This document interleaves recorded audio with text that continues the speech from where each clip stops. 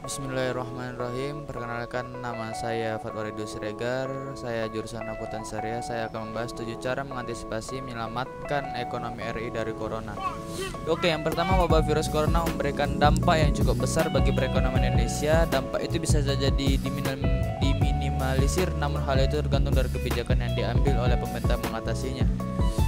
Namun Center of Review on Economic Score merilis kajian bertajuk 7 poin penting menghadapi badai ekonomi pandemi COVID-19.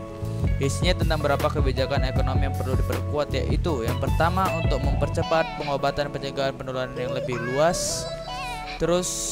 Memang akan membebani pemerintah, namun perhitungan kemanusiaan semestinya harus lebih dikedepankan dibandingkan dengan kalkulasi ekonomi yang masih dapat ditanggulangi sejalan dengan pulih ekonomi masyarakat. Yang kedua, untuk menjaga daya beli masyarakat sebagai dampak perlambatan putaran roda ekonomi, penurunan tarif listrik dan BBM tentu tidak akan membebani keuangan BUMN atau BUMN mengingat harga minyak mentah. Yang ketiga, kebijakan pemerintah yang melakukan rekayasa pajak penghasilan baik pekerja industri, manufaktur atau penghapusan PPh 21 selama 6 bulan. Pasalnya,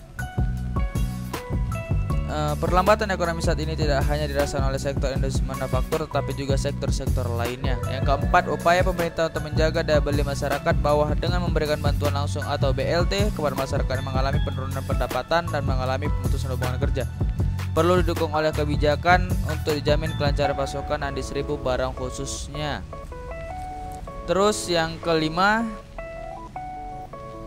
penyaluran BLT juga perlu diikuti dengan ketepatan data penerima bantuan dan perbaikan mekanisme dan kelembagaan dan penyaluran sehingga dana BLT tidak salah sasaran dan diterima oleh masyarakat yang semestinya mendapatkannya.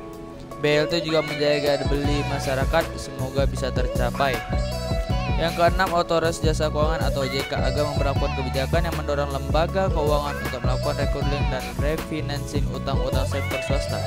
Selain itu, UMKM untuk berusaha untuk menghadapi risiko pasar dan nilai tukar yang tinggi. Selain itu, Bank Indonesia atau OJK menjadi salah satu beban pelaku ekonomi, khususnya di saat perlambatan ekonomi saat ini.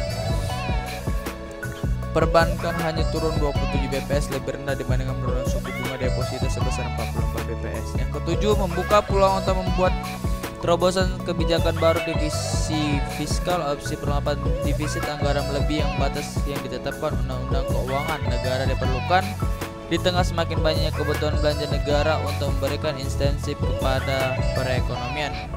Di sisi moneter perlu mencontoh otoritas moneter, beberapa negara yang aktif terjun memberikan insentif khususnya pada perekonomian Indonesia. Terima kasih. Sekian video dari saya dengan tema 7 cara mengantisipasi menyelamatkan perekonomian di Indonesia di wabah COVID-19. Wassalamualaikum warahmatullahi wabarakatuh.